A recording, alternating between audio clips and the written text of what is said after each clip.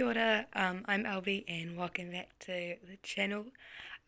Today we are reviewing the next piece of paper I have by Harmony, or however you would say it in Germany. This is the cold press paper 300 GSM.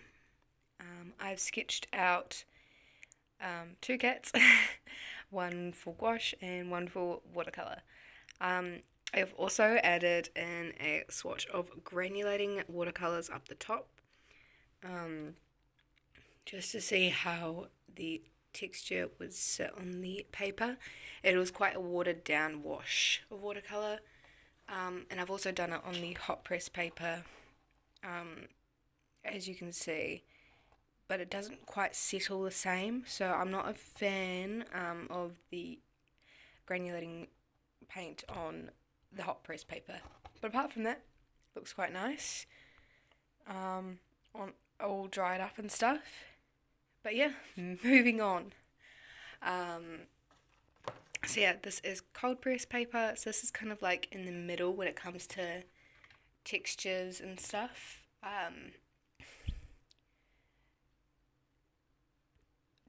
Texture wise. So just like mixing my paints over here. And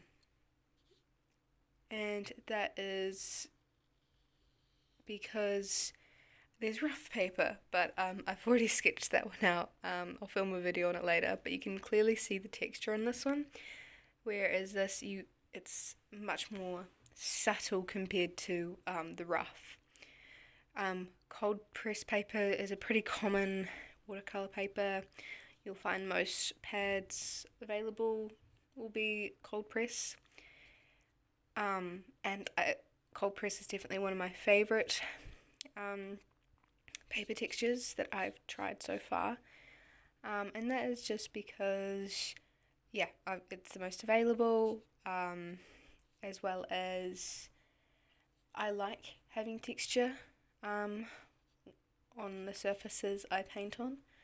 I feel like it adds a bit of something to the painting, like, texture, or I don't know, it's hard to describe, but I know what I mean. But yeah, clearly I have moved away from just doing a bunch of birds. My next one will be a bird, but I saw this picture. These are a picture of a couple of my cats. This one I'm currently painting, he is sadly passed away from skin cancer. So this is quite a peaceful photo of him from back in the day. He was quite the character, this one. He was just, your classic couch cat, he was just got along with everyone, including the cat that, it was a rarity for anyone to get along with. But yeah, no. I saw the photo and I'm like, that would be really nice to just go ahead and paint. So here we are. You definitely needed that whole backstory about this cat. But yeah, that was my thinking. And this cat up here, she is still alive, she is thriving, and she's much more of an outdoorsy cat. I am quite a cat person, so I was like, yes, this is a great idea.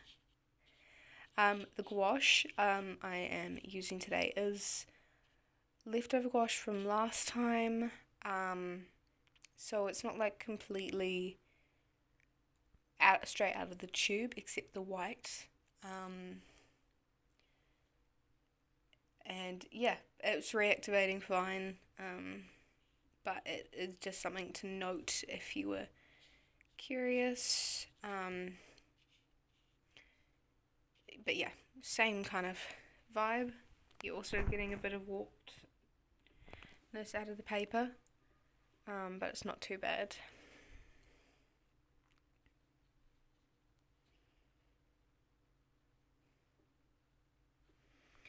Gonna do the eyes now.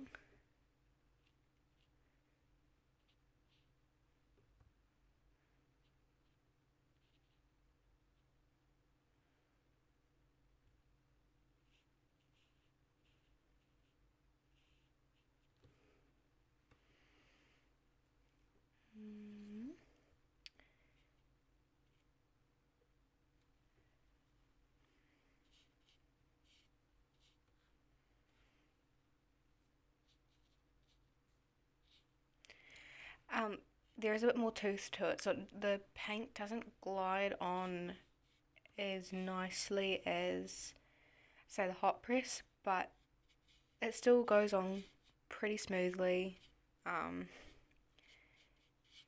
And I quite enjoy having a little bit of tooth behind putting the paint down.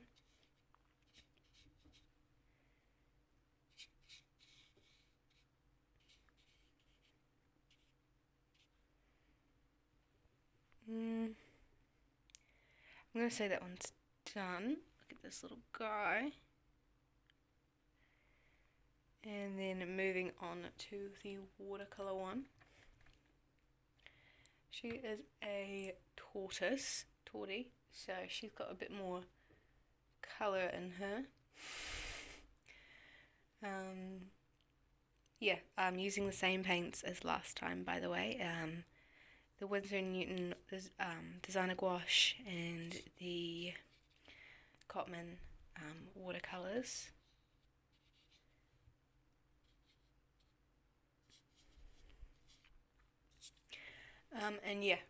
For the series of testing on paper, I would like to keep that consistent. So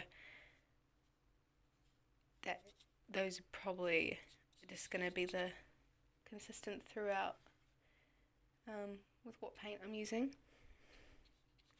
Just in case I forget to say one video and you're like, what paint were you using on it or something, and yeah, it'll be pretty consistent the whole time. Hopefully, we'll find out. I'm just getting a base colour down of her lightest kind of colours.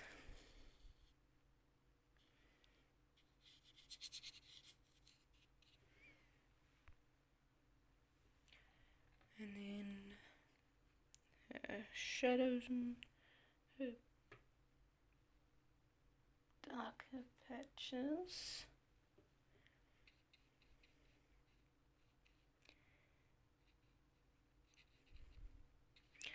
Cats sleeping are just the cutest thing, and these are also not too bad to paint because you don't have the face as such, like looking straight at you, like the kind of, especially in this one, like the face isn't looking directly at you, so it's not as daunting to paint personally. Because sometimes I find it like, I don't know if I want to, like, am able to paint that today, like I'm not feeling as creative or something like that. And so it's nice to have a few go-tos that you know are a little bit like not as challenging to paint. And especially with these, I don't want them to be like impossible for me to paint because it's more about the paper and trying it out. And if I'm annoyed with how the painting's going, sure, that might play a factor. The paper might play a factor, but it also might be just my subject matter.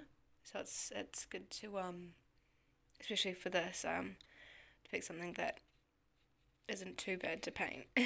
Although her colours are a little bit frustrating, but that's beside the point, you know.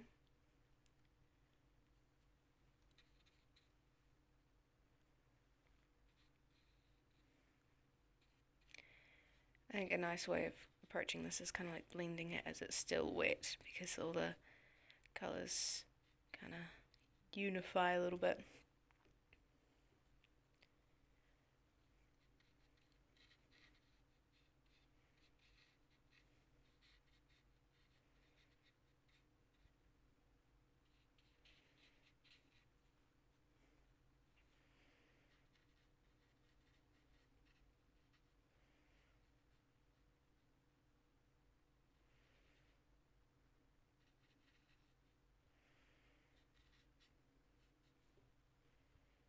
Oh, that went out of focus, hopefully for not too long.